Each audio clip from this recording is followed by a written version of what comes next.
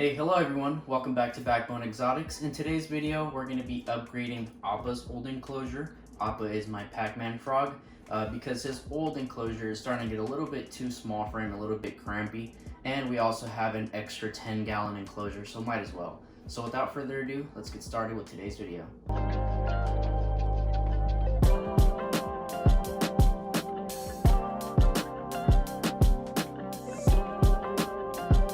So as you guys can see, this is Appa's current enclosure. It's just a simple, I believe, 10 to maybe 16 quart, like a Sterilite container. As you can see, a little bit of movement, he gets right into feeding mode. Gotta be careful so he doesn't bite my fingers. But like I was saying, this worked perfectly fine for his first stages of life. Whoa, when he was, probably the size of a quarter. But now that he's starting to get bigger, I'm suspecting he is a male. So a 10-gallon enclosure would be perfectly fine for the rest of his life. All right, so before we actually get started, I'm gonna give him this quick little pellet. I can make a future video about everything that I feed my Pacman frog if you guys are interested. But anyways, the reason why I'm gonna feed him is because once I move him into his new enclosure, I don't want this to happen again.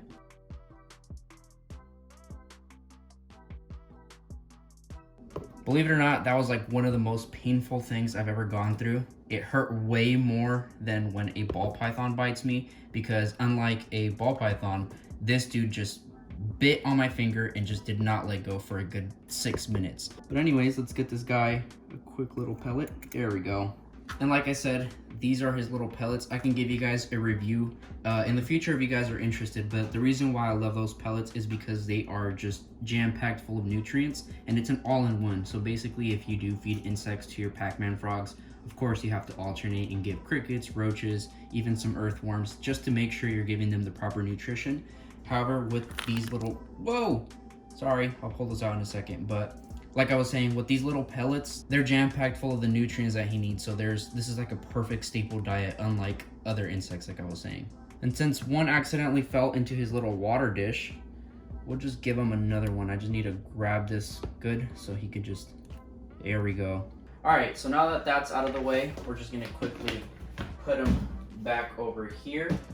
And I'm going to quickly show you guys what steps you need to take in order to sanitize your enclosure before you actually even get to putting in soils or anything like that. It's really important with amphibians specifically because of course they have super permeable skin. So basically they exchange oxygen and CO2 through their skin. So they ingest chemicals and stuff like that really easily. So you need to make sure you take the proper measures so that way you don't accidentally poison your amphibians, in this case the Pacman frog, with all those harsh chemicals that you would usually use to perfectly clean out the enclosure. I already pre-washed this using Dawn dish soap, but like I said, that's not the greatest for the Pacman frog. It is really good to kill a lot of the bacteria, grease, or whatever used to be in the enclosure, but it's not good for the Pacman frog. Like I said, I'll just insert a quick clip of when I was cleaning it out just to prove that I did do it, and then I'll show you guys what the next step would be. So the first thing you're gonna need is F10. This is a veterinary grade disinfectant.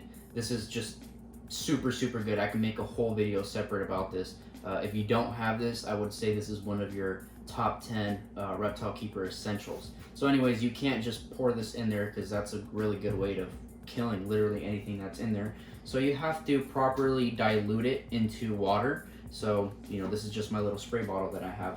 The next thing you're going to need is just paper towels and just plain old water. I recommend you also add some ReptiSafe to it because like I said, they are super permeable, soft skin. So you just want to make sure that there's no chlorine, lead, and all that harmful stuff that's found in tap water. Okay, so your first step is going to be to just spray everywhere. Of course, I mean, I'm pretty sure you guys know how to, clean out an enclosure. It's not rocket science. You just spray. Make sure you get into every single crook and cranny and all the crevices, especially with silicone, because they do have microscopic little cracks. So that's where bacteria love to hide, especially if it's going to be a high humidity environment. Of course, you're going to have an amphibian in here. So what I would do is just try to get it as clean as possible. But if you don't, it's not the end of the world. They are really hardy species of animals. All right, after you hit it with F10 and you dried it all out, the next thing you're going to need is just water. Usually if you have any other reptile in here, ball python, beta dragon, you name it, you would usually just leave this step out because there is going to be some left over F10, which is going to keep working its magic as time goes by. Like I said, that's a good thing. Usually you do want that. You would skip this step, but like I said, since we do have an amphibian, we want to take that extra step of being careful. After that, we just hit it with just water, and we just clean it out again, just to make sure we get rid of that residue of the F10. The F10 already did its thing. It already killed most of the bacteria in here. So like I said, now we just need to get rid of the F10 just so the frog doesn't soak it in. But yeah, let's get that done.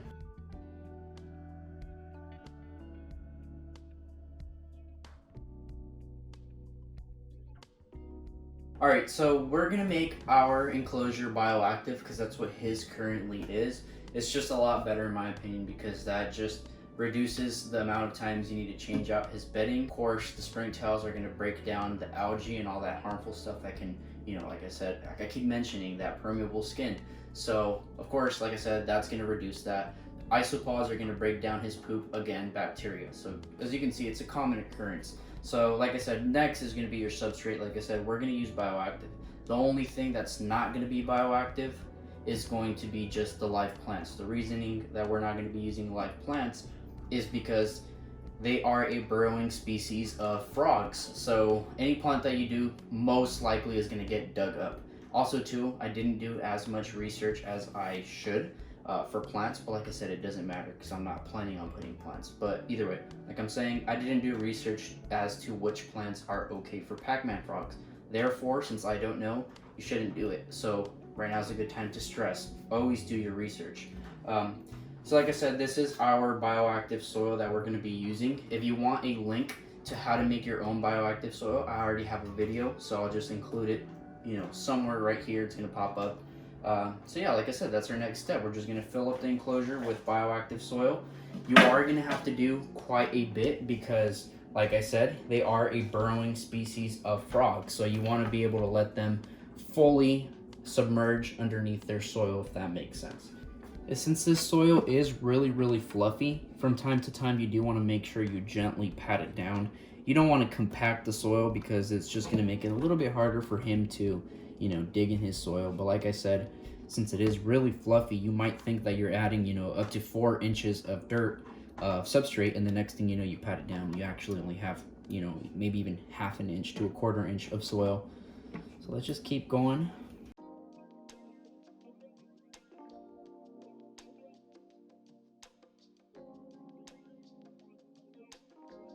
Alright, so now there is a bunch of substrate in here. There is about 2 inches to, up to here. There's even like 3 inches of soil. It does get a little bit deeper in the middle. But anyways, the next thing is to decorate. And of course, I don't need to show you how to decorate it. So I'm just going to put this on time lapse. And my wonderful girlfriend, which is the one that actually sets up most of the enclosures, if not all of them, except for the spiders and arachnids because she's scared of them. But anyway, she's the one that's going to help me decorate this. We're going to do little stuff like, acorns and even this little statue I got from Hawaii, just to put in filler objects, because you do want to make them feel very comfortable. And then you're just going to need a water dish. And then the last part, which is going to be the best part, is when you actually put him in his new enclosure. However, it is going to be a little bit scary because I don't want to get bit again. So let's get started.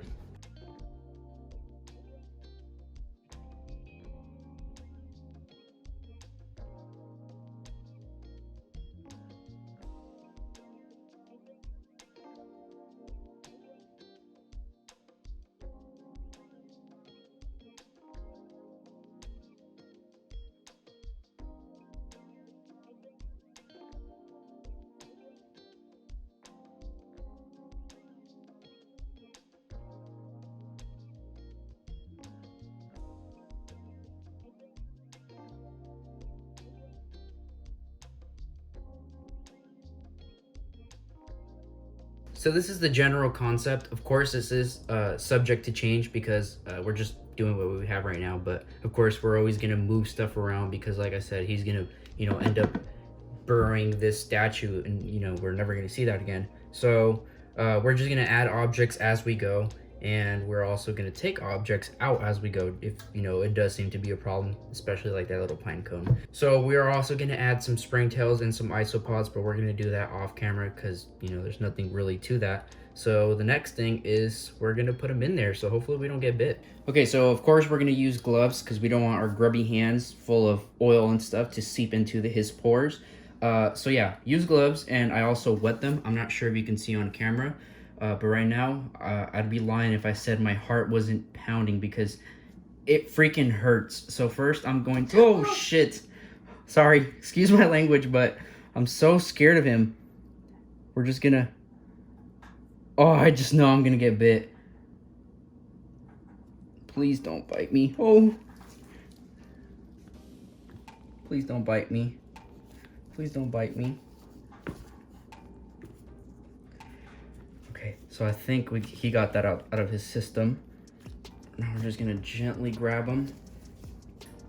There we go. Cup him in our hands and into his new tank. Oh my god, that was the scariest thing I've ever done. Even when I handle, you know, 8-foot boa constrictors and, you know, like ball pythons that are in heat and, you know, they're all hungry, food aggressive, I have never been this scared. Jesus Christ, my hands are like shaking. So there you go, now he's in his tank. I want to give a huge shout out to my cousin Chewy for donating this tank. I mean, this tank has been through a lot of stuff.